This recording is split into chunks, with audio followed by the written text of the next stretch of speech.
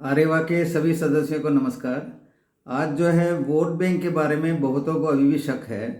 मुझे व्हाट्सएप में मैसेज दे रखे हैं और जो मैंने वीडियो डाला था उसमें भी कई लोगों ने कमेंट डाला है।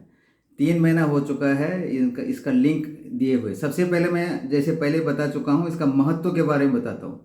ये किसी को वोट डालने के लिए बोल नहीं रहा है, लेकिन हमने जो वोट बैंक जो बनाए हैं ड्यूअल कंट्रोल इशू पर अक्रॉस इंडिया। बैंक का मतलब होता है, जैसा साधारण हम बैंक किसको कहते हैं, जहाँ के पैसा डिपॉजिट होता है, धनराशि हम लेते हैं डिपॉजिट करते हैं, वो हो गया साधारण सा बैंक। लेकिन जब वोट बैंक की बात करते हैं तो इस बैंक में वोटर्स को जो है जोड़ा जाता है किसी एक उद्देश्य से। जैसे आपको मैंने पहले बता चुका है कई बार, हमारा जो ड्यूअल कंट्रोल जो इशू है काफ़ी डिले हो रहा है। एक तो बीच में कोविड आ गया था और सरकार और डीजीआर के जो मानसिकता है वो हमारे मानसिकता से मिलता नहीं है। जब हम कहते हैं कि असम राइफल्स ही एक पारामिलिट्री फोर्स है जिसका ऑपरेशनल कंट्रोल डिफेंस मिनिस्ट्री के अंदर है, इंडियन आर्मी इसे कमांड करते हैं, सब कुछ इंडियन आर्मी की तरह है, इनके ऑफिसर्स, ट्रेनिंग, हर कुछ। तो हमें जो है कहाँ जाना चाहिए, इंडियन आर्मी के अंदर जाना चाहिए। ऑपरेशनल कंट्रोल जैसे मैं कई बार बता चुका हूँ, किसी भी हालत में इंडियन आर्मी या एमओडी जो है असम राइफल्स को ऑपरेशन कंट्रोल एमएचए को नहीं दे सकता है। यदि पहले अगर इनका बस चलता, बीच में जब हमारे गृह मंत्री श्री अमित शाह जी ने जो चार्ज लिया था, उस वक्त एक बहुत बड़ा बातचीत चल रहा था कि आईटीबीपी में इसको मिलाया जाए। जो बॉर्डर गार्डिंग है फोर्स, उसको एक करके आईटीबीपी के साथ असम राइफल को मिलाया जाए। ये उन लोगों का जो आईपीएस लॉबी है एमएचए में, जिसको असम राइफल्स के बारे में सही पता नहीं है। इंडियन आर्मी ने उसको रेसिस्ट किया और अभी भी ऐसे पेंडिंग चल रहा है। उन्होंने ड्यूअल कंट्रोल का सुझाव दे रखा है कोर्ट में, जबकि ड्यूअल कंट्रोल हम मांगते हैं कि इसको, जब इंडियन आर्मी इसे ऑपरेशनल कंट्रोल में रखते हैं तो इसे एडमिनिस्ट्रेशन लेने में क्या हर्ज है। पहले भी हो चुका है दो, जैसे हमने बताया जम्मू कश्मीर मिलिशिया, ग्रेफ, सभी का जो है एओबी रूल पहले अमेंड हो चुका है इंडियन मिनिस्ट्री ऑफ डिफेंस में। तो ये जो पड़ाव के बारे में जो बात करता हूँ, जैसे हमने लिखित कॉरेस्पोंडेंस किए, मीटिंग किए, कोर्ट में केस है, कोर्ट का जजमेंट भी यदि आ जाता है तो सरकार इसके ऊपर एक्शन लेना जो है संभव दिखता नहीं है, क्योंकि ये लोग जो है टालते रहेंगे। तो इसको मद्देनजर रखते हुए अगले साल जो जनरल इलेक्शन आने जा रहा है अप्रैल मई में, तो हम एक वोट बैंक क्रिएट करेंगे 10 मिलियन जो अक्रॉस इंडिया वोटर्स है, जिसमें असम राइफल्स के परिवार भी रहेंगे, इनके साथ जो भी मेंबर्स के जो दोस्त है, जो उनके बच्चों के साथ काम कर रहे हैं, कॉलेज स्टूडेंट है, 18 ईयर्स एंड वो जो वोट का अधिकार रखता है, उनको हम इसमें मिलाएंगे। मिलाने के लिए मैंने एक गूगल फॉर्म ऑलरेडी डाल रखा है और मैंने कल देखा हमारे जो उत्तराखंड के सेक्रेटरी हैं श्री अशोक नेगी जी ने तो अपना एक वीडियो भी निकाला है, बिल्कुल उनके 2 बच्चों को जो है उसमें दिखा रहा है कैसे जो है वोटर्स को वोट बैंक में डालना है करके। तो इसके अलावा मैं दोबारा बता दूं कि इसमें देखिए एक गूगल फॉर्म है, उसको चलाने के लिए आपके मोबाइल में इंटरनेट की सुविधा होनी ज़रूरी है। और जिसका इंटरनेट की सुविधा नहीं है, जैसे मैं कई बार बता चुका हूँ, इसका एक लिस्ट तैयार कीजिए। आप अपने परिवार, दोस्त जितने भी हैं, करीब 2001 जो मेंबर हैं, लिस्ट तैयार करके अपने सेक्रेटरी को भेजिए।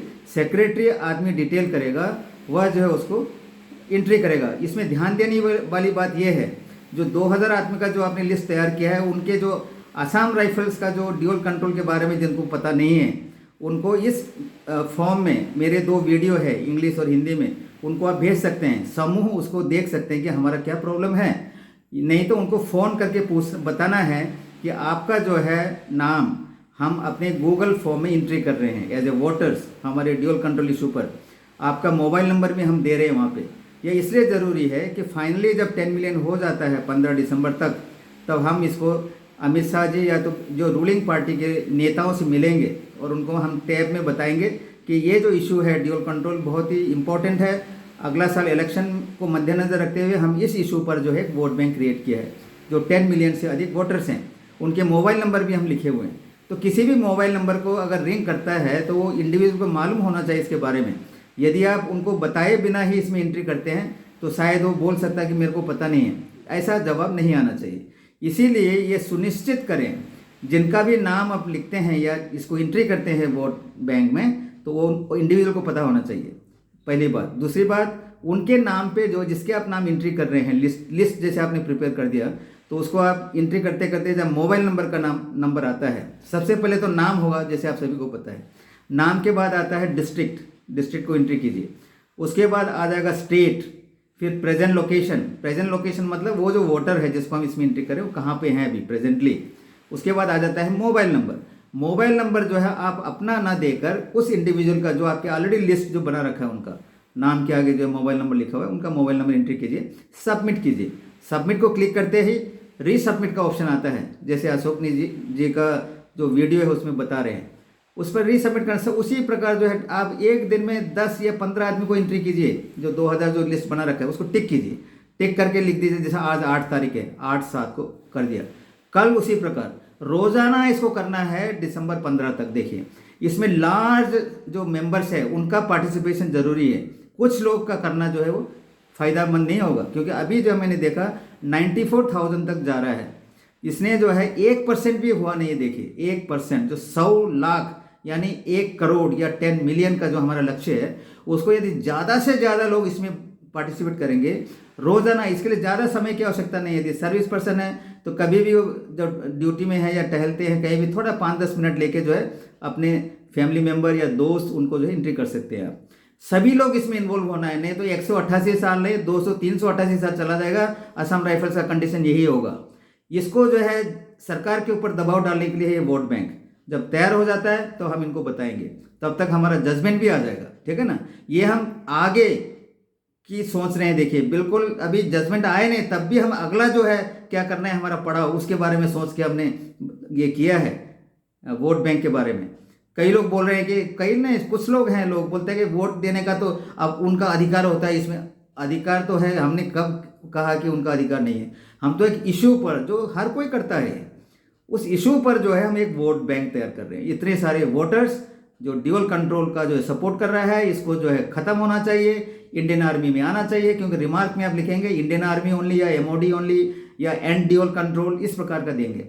तो हम MHA को जो है पॉसिबिलिटी नहीं है, MHA का जो है कंप्लीट कंट्रोल MHA में नहीं आ सकता है। जिसने भी इतिहास पढ़ा है असम राइफल्स का, फिलहाल इंडियन आर्मी क्या कर रहे हैं असम राइफल्स को, पूरे अफसर उनके हैं, ट्रेनिंग उनका है, सब कुछ उनका है। इतना सा एक अच्छा फौज को जो है कभी भी MHA के अंदर नहीं करेंगे। आपस में इनका जो है मतभेद है मिनिस्ट्रियों के बीच में।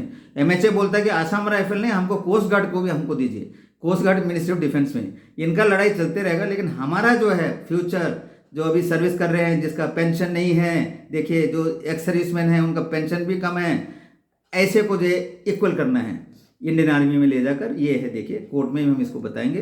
तो अभी से जो है आप जो कुछ कई दिनों से जो लगे हैं उनको मैं धन्यवाद देता हूँ। ये मेरा काम नहीं है, किसी इंडिविजुअल का काम नहीं, पूरा फोर्स का काम है।